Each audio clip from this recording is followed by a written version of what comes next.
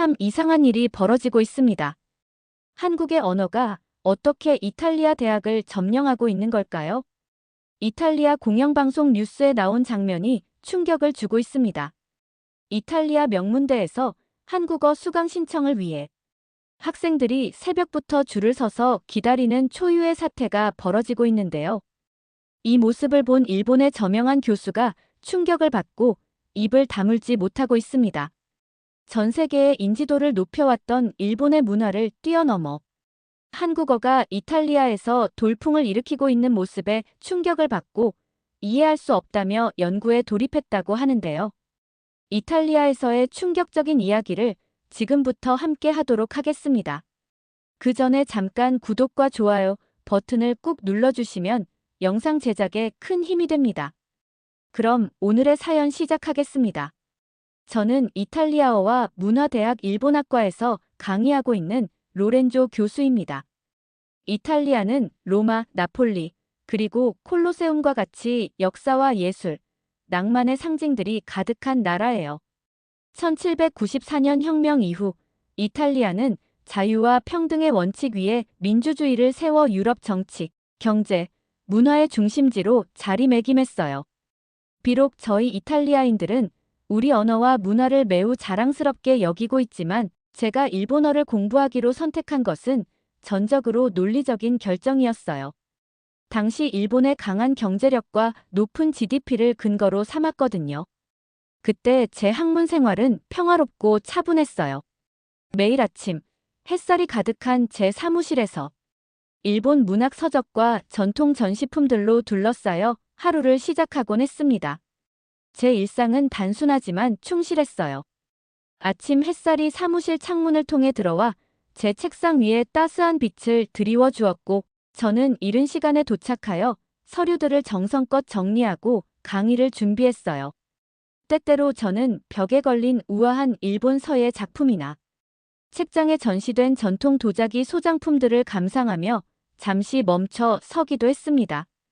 학생들이 오기 전에 고요한 순간들은 저에게 소중했어요. 저는 에스프레소 한 잔을 마시며 강의 계획을 다시 한번 검토했고 제 선택에 확신을 느꼈습니다. 복도에는 동료들이 지나가며 인사를 건네는 소리만이 간간히 들릴 뿐 모든 것이 안정적이고 예측 가능한 느낌을 주었어요. 그런데 저는 얼마나 빠르게 상황이 변할지 전혀 예상하지 못했습니다. 저의 일본학에 대한 열정은 한때 정말 깊었었어요. 그런데 최근에 상황이 극적으로 바뀌었습니다. 며칠 전 학과 회의에서 한국어 학과를 확장하자는 논의가 있었다는 소식을 들었거든요. 오늘 아침 사무실로 가는 길에 저는 완전히 깜짝 놀랄 만한 광경을 보았습니다. 복도가 꽉 차 있었어요. 우수한 학업 성적을 가진 학생들이 줄을 서서 한국어 강좌 등록을 간절히 기다리고 있었답니다. 그들의 얼굴은 흥분과 결의로 빛나 있었고 복도에 흐르는 에너지는 마치 전기가 통하는 듯 했어요. 일본어 수업의 조용하고 억제된 분위기와는 너무나 달랐습니다. 교수님, 줄 서 있는 거 보셨어요? 새벽부터 이렇게 계속되고 있어요. 라고 동료께서 지나가시며 속삭이셨습니다. 저는 그 자리에서 멍하니 서서 학생들이 K-드라마, K-팝, 그리고 한국 문화에 대해 활발하게 이야기하는 모습을 바라보았습니다. 어떤 학생들은 서로 한국어 문구를 연습하기도 했어요. 그들의 열정은 마치 제가 일본어 공부를 처음 시작했을 때의 저 자신을 떠올리게 했는데 그때보다도 훨씬 강렬하게 느껴졌습니다. 제 마음속에서는 이것이 일시적인 유행일 뿐이라고 스스로를 설득하려 했습니다. 다만 어떤 인기 한국 TV 프로그램이나 음악 그룹 때문에 생긴 현상일 수도 있다고요. 그러나 속으로는 걱정의 실타래가 서서히 맺히기 시작했습니다. 이 또한 지나갈 거야 라고 스스로 중얼거리며 사무실 문을 열었어요. 하지만 복도에서 들려오는 요란한 수다 소리가 제 다짐을 씻어내고 말았습니다. 제가 사랑하는 일본 서적과 유물들에 둘러싸여 책상에 자리를 잡으면서 저는 뭔가 근본적인 변화가 일어나고 있다는 제 학문과 경력 전체에 영향을 줄지도 모를 그 느낌을 떨칠 수 없었습니다. 몇 주가 지나면서 이탈리아 전역의 대학에서 놀라운 소식들이 계속 들려왔어요. 로마 대학과 밀라노 대학의 한국학과는 지원자가 폭발적으로 늘어나고 있었답니다. 2016년에 한국학 지원자가 800명 미만이었다는데 지금은 한 자리에 28명이 지원한대요. 라고 점심시간에 동료 마르코 선생님께서 말씀해 주셨어요. 저는 포크를 입으로 가져가는 도중에 멈칫하며 한 자리에 28명이요? 그럴 리가 없는데요. 라고 외쳤습니다. 하지만 그건 사실이었어요.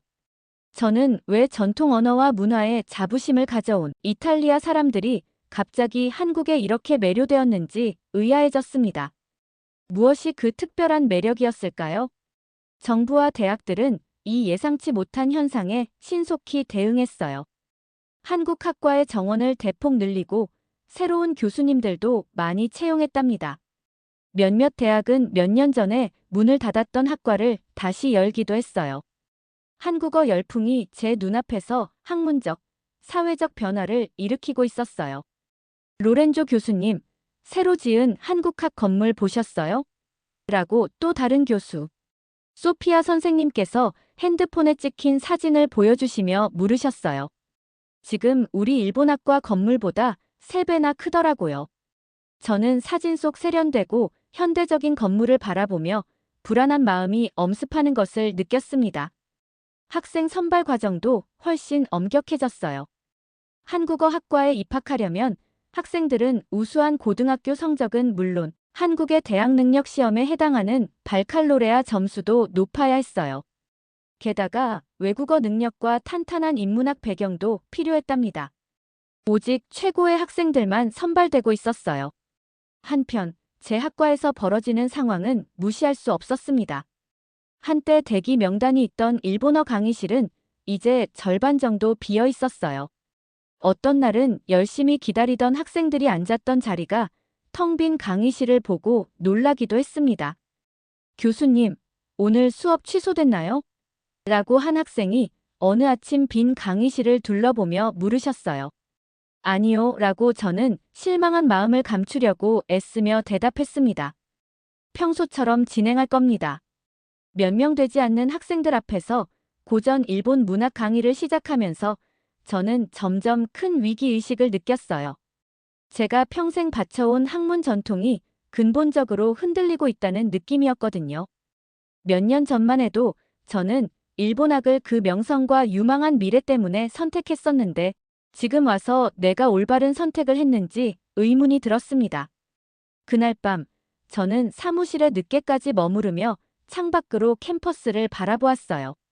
학생들은 한국학과 밖에 모여 언어 연습을 하고 공부 자료를 나누며 웃음을 터뜨리고 있었답니다.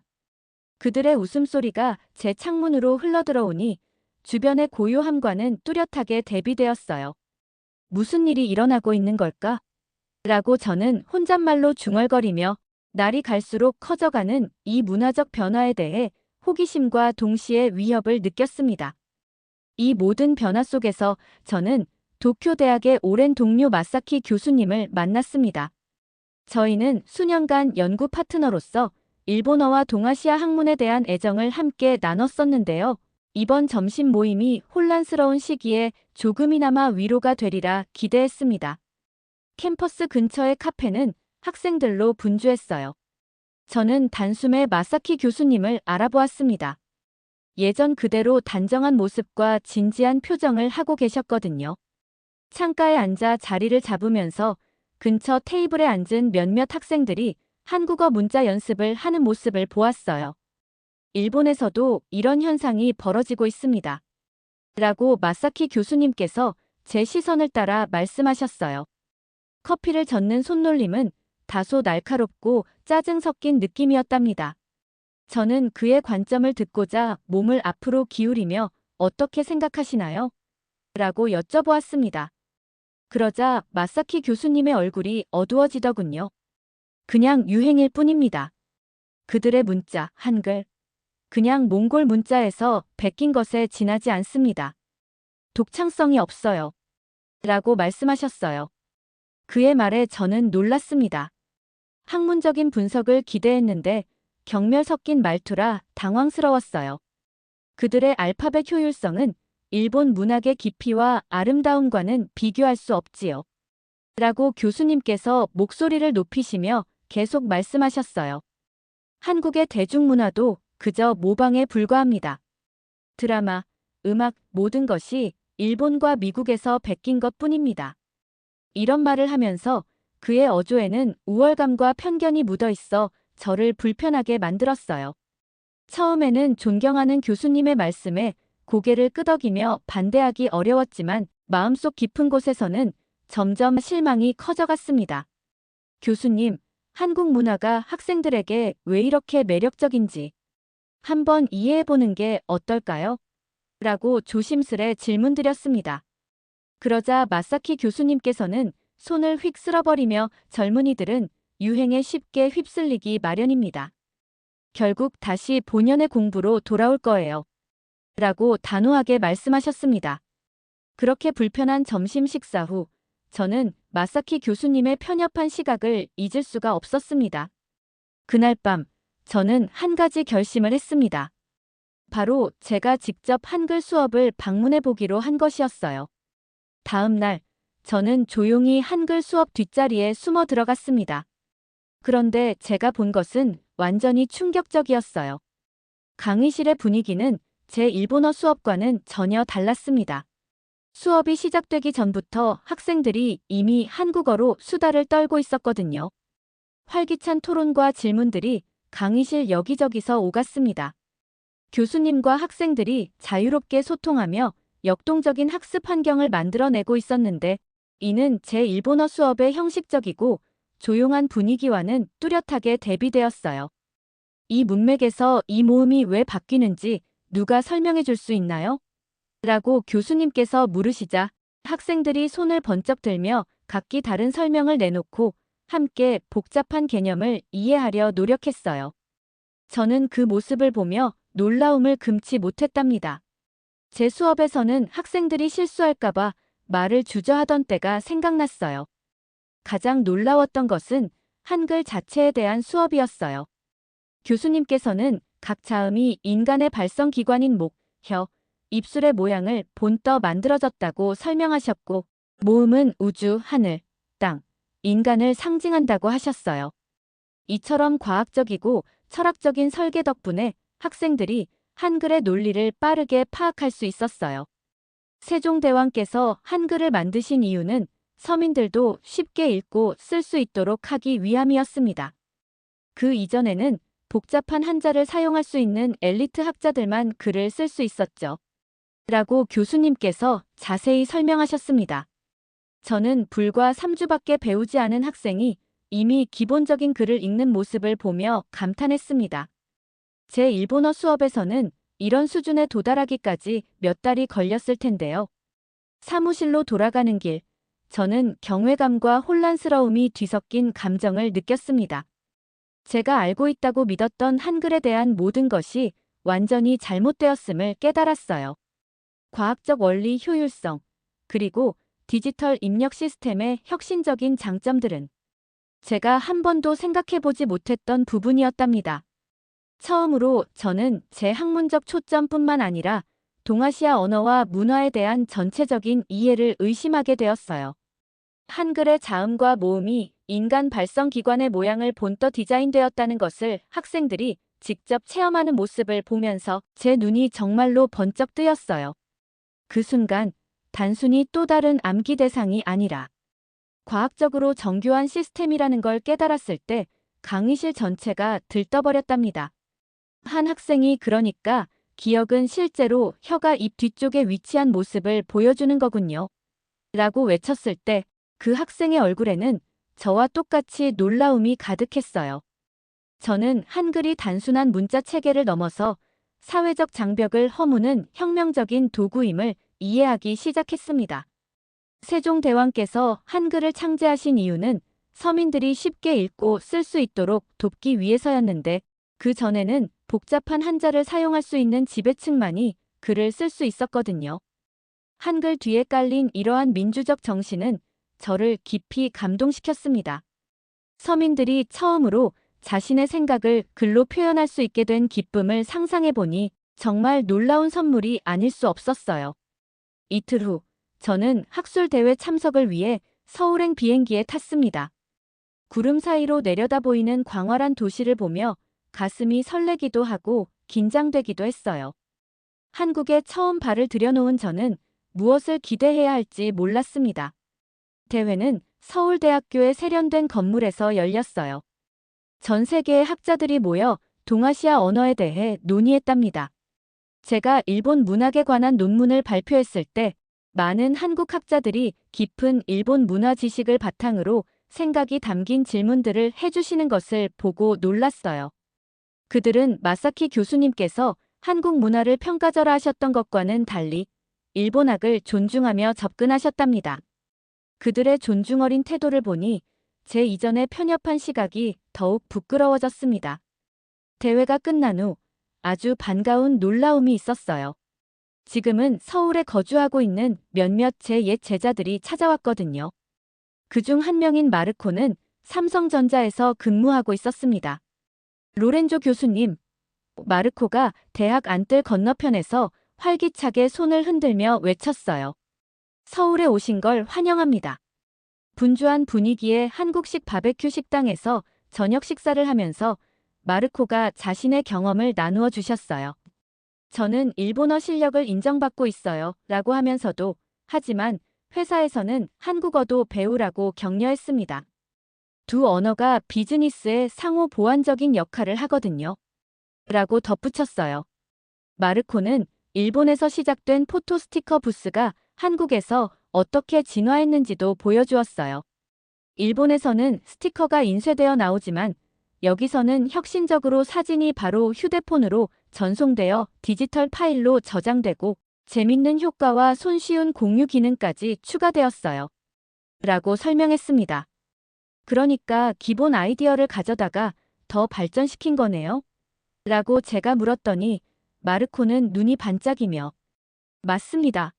한국은 기본 개념을 잘 활용해서 창의적인 변화를 만들어내는 능력이 뛰어납니다.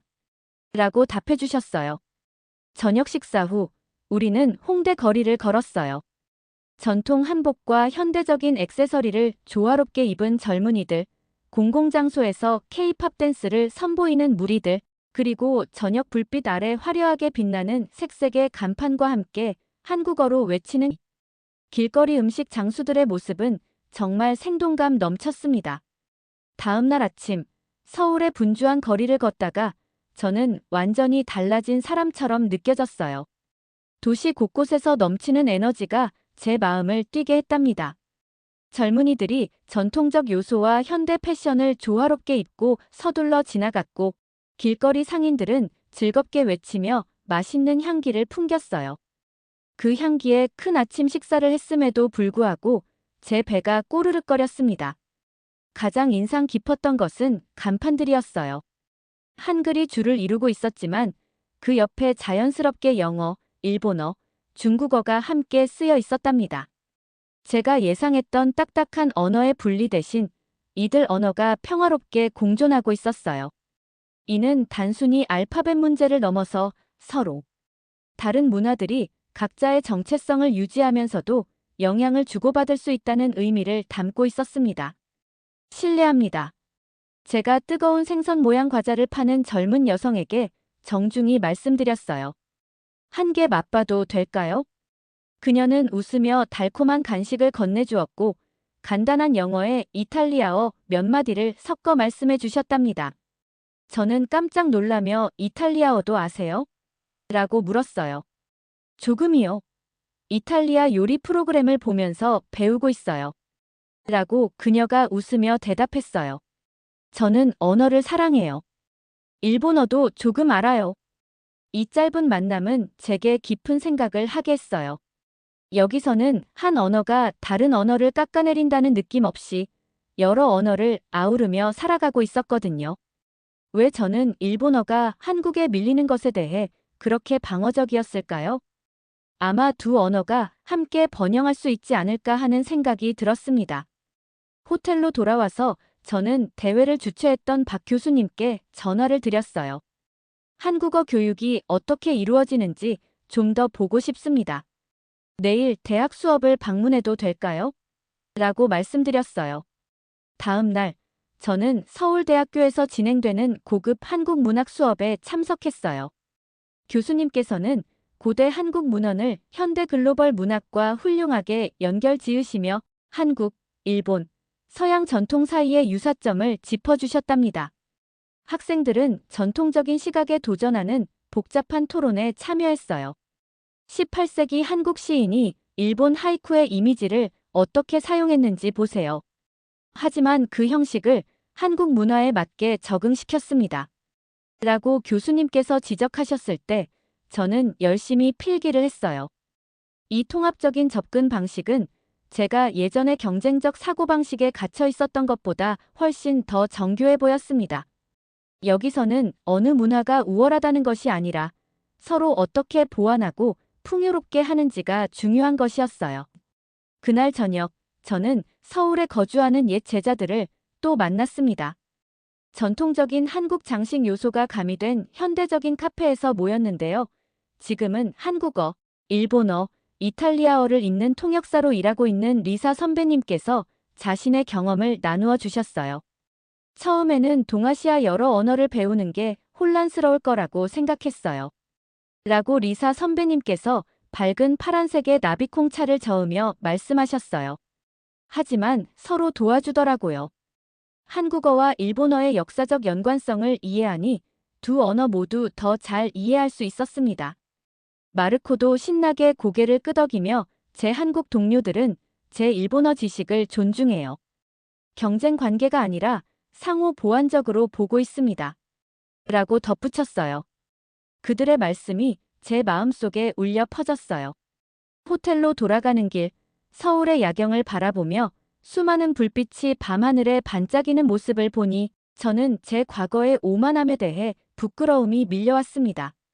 얼마나 제가 일본의 우월함만을 고집했었는지 제 편협함이 이 생동감 넘치는 문화를 경험하고 한글의 놀라운 혁신을 이해하는 것을 거의 막아버릴 뻔했습니다. 다음 날, 저는 광화문 광장을 방문해 15세기에 한글을 창제하신 세종대왕 동상을 보러 갔어요. 거대한 청동 동상 앞에 서 있으니 저는 깊은 존경심이 솟구쳤습니다.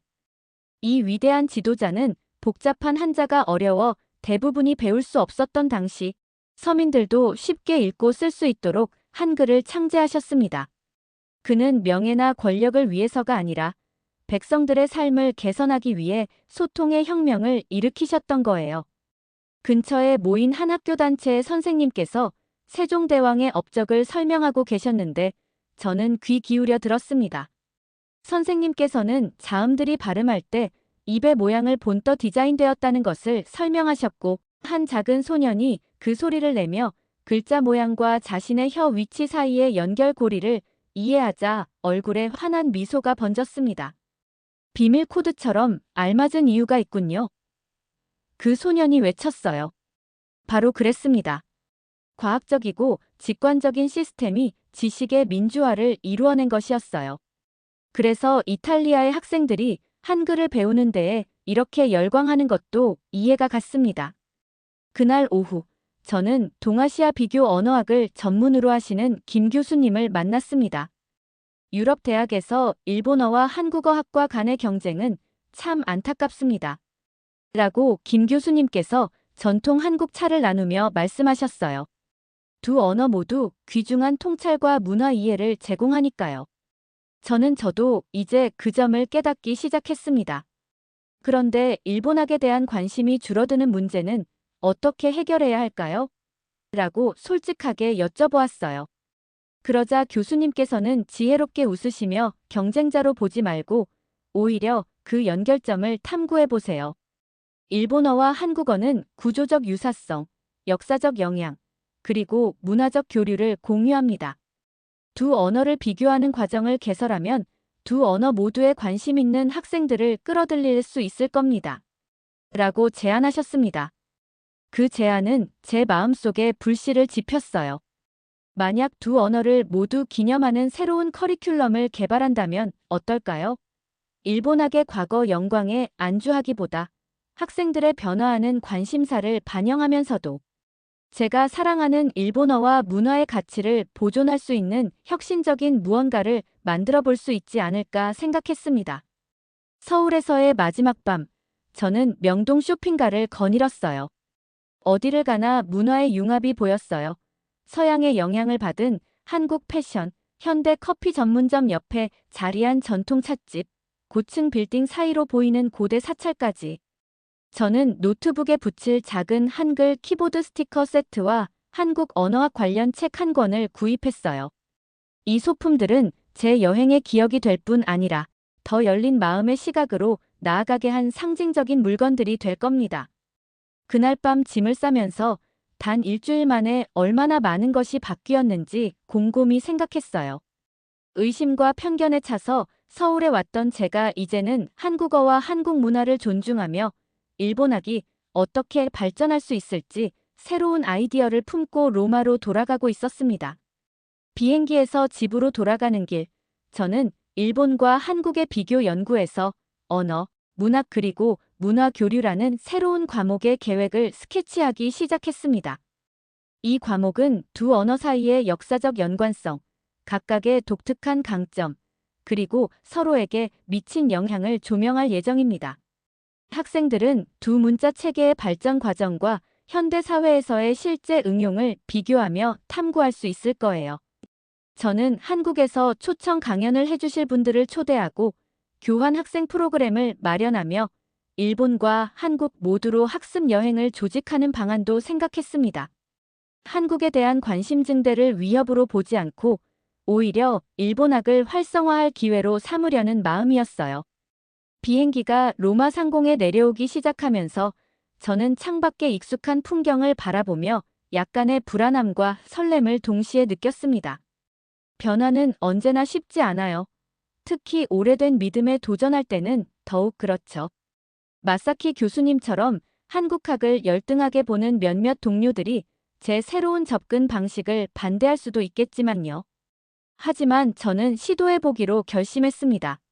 서울에서 본 에너지 전통과 혁신이 어우러진 모습, 여러 문화가 존중받으며 통합된 모습, 이 모든 것이 저에게 큰 영감을 주었어요.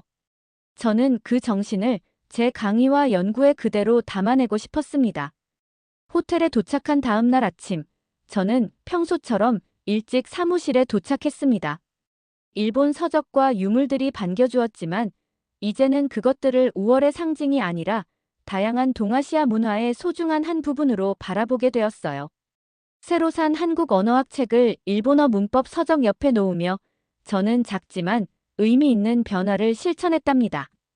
오후에 예정된 첫 수업 전까지 시간을 보내며 저는 새 비교 과목에 대한 제안서를 작성하기 시작했습니다.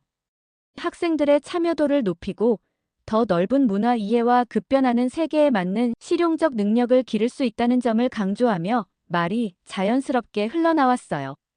또한 일본어와 한국어가 각각 디지털 커뮤니케이션에 어떻게 적응했는지도 기술적인 측면에서 덧붙였습니다.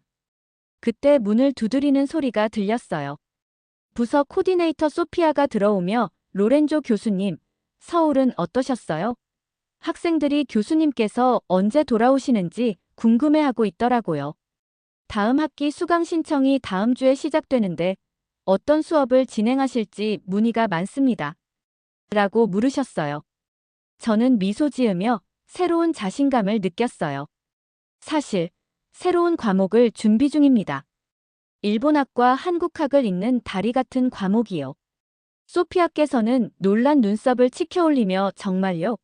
전통 일본학에만 집중하실 줄 알았는데 라고 말씀하셨습니다. 그랬었는데요 라고 저는 솔직하게 고백했어요. 하지만 서울에서의 경험을 통해 갈라놓기보다는 연결점을 탐구하는 게 훨씬 가치 있다는 걸 깨달았습니다. 두 언어와 문화 모두 정말 많은 것을 제공할 수 있거든요. 소피아께서는 잠시 저를 바라보다가 미소 지으시며 이런 과목이 우리 학과에 딱 맞을지도 모르겠어요. 현재의 트렌드를 반영하면서도 학문적 엄격함을 유지하는 신선한 접근 방식이 될 거예요. 라고 말씀해 주셨습니다. 그녀가 행정적인 부분을 도와주겠다고 약속하고 떠난 후 저는 다시 컴퓨터 앞으로 돌아와 새로운 목표를 향한 열정을 불태웠습니다. 제 여정은 단지 한국어의 인기를 받아들이는 것을 넘어 학자로서, 강사로서, 그리고 한 인간으로서 발전해 나가는 과정임을 깨달았습니다. 한글과 한국 문화의 우수성을 인정함으로써 오히려 저는 일본에 대한 애정도 더 깊어졌습니다. 두 문화의 경계를 넘나들며 서로를 풍요롭게 하는 길을 찾은 것이었어요. 새 문서를 열고 경쟁을 넘어서 글로벌 시대 동아시아 언어학의 협력적 접근이라는 제목의 다음 연구 논문 도입부를 타이핑하기 시작했어요. 몇 달 만에 처음으로 미래에 대해 진심으로 설레는 마음을 느꼈습니다. 변화가 두렵지 않고 오히려 기꺼이 수용할 준비가 된 제 자신이 자랑스러웠어요. 오늘의 사연, 어떻게 들으셨나요? 로렌조 교수의 이야기를 통해 우리는 중요한 진실을 깨닫게 되었습니다. 바로 문화와 언어의 가치는 단순히 경제력이나 전통의 깊이만 결정되는 것이 아니라는 점입니다. 때로는 우리가 가진 고정관념이 진정한 가치를 바라보지 못하게 막을 수도 있죠. 그녀의 경험을 통해 자신의 편견을 깨닫고 새로운 시각을 발견하게 되었습니다. 이제 그녀는 일본어와 한국어가 서로 경쟁하는 것이 아니라 함께 발전하는 미래를 꿈꾸고 있어요. 이탈리아에서 불고 있는 한국어 열풍은 어디까지 이어질지 여러분은 어떻게 생각하시나요? 오늘의 사연이 좋았다고 생각이 되시면 구독과 좋아요 버튼을 눌러주시면 영상 제작에 큰 힘이 됩니다. 감사합니다.